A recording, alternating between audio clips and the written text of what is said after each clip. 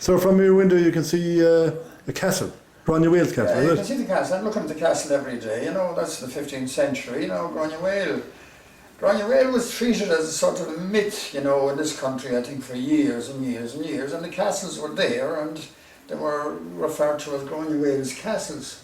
In places, one here, there's one down Kildonnet, there's one in near Westport, down Kilmena. Kilmena, yeah. In Westport. Down Newport there. Rockfleet. Rockfleet, that's the one, yeah.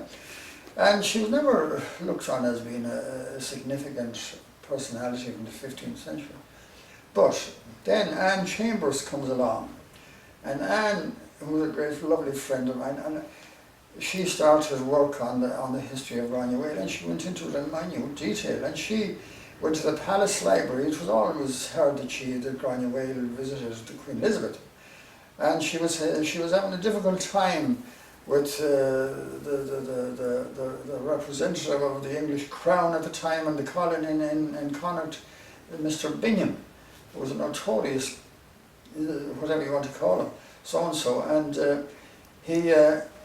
she knew that, Grainne knew that she couldn't fight the Crown, and she decided when she was trying to get a meeting with the Queen for as long as she was at it, and eventually she decided to go over to sail. She was born into a family of O'Malleys who were great mariners at the time, and they traded between the west of Ireland and Spain and different places. But she brought her crew with her, and she sailed over to England and visited the Queen. And she told the Queen about what was happening in Connacht under her stewardship, and Mr. Bingham was given strict instructions to lay hands off her, and she even created her. She wanted to create her a countess, but she said she wouldn't accept it because she was a queen in her own right in her own territory.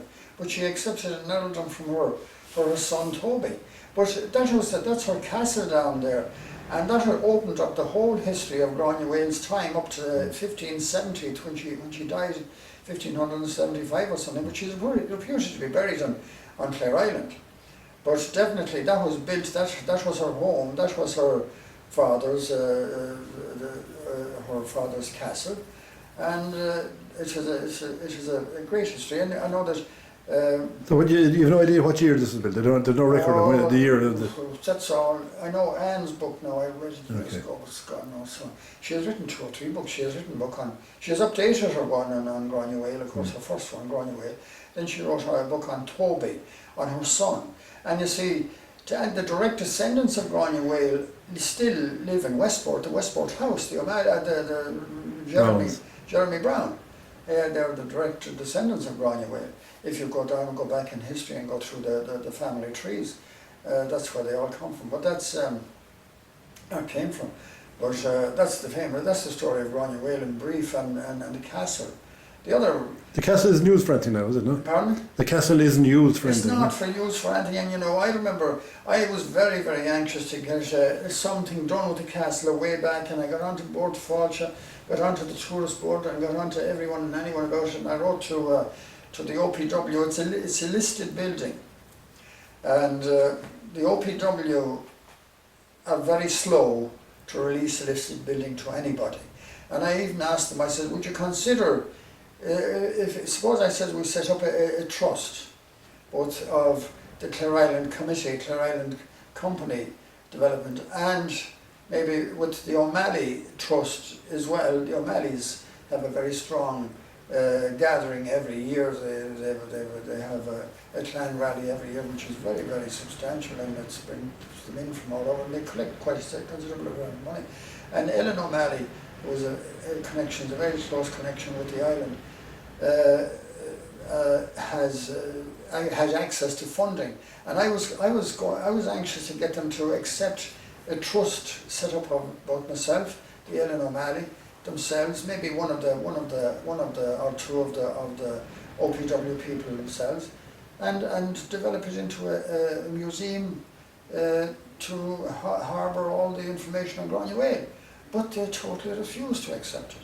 I just don't understand their thinking. And it's there now without a roof, and it's been used as a public toilet, which is a disgrace, literally a disgrace. It's sad, isn't it? It's a very sad Very sad situation, thing, and yeah. it's a look. It would have been a great facility, because you know I could have. We're you know we're operating the main ferry at the moment, and you know the number of people that comes in and talks about the castle and goes in to see it and takes photographs inside and outside it. It could have been an ideal museum to the history of Grainne and Uaille if they allowed us to go ahead with it, but they still refuse. They won't let it go. Don't give up. They don't give up. No, you don't give up. Oh, no, I don't know. How do you get tired getting on? Yeah, and they're so negative in there with what we've got. You know, when you travel abroad and you see what's being done in other places, a lot of these old museums, it just gets under your. It annoys me intensely.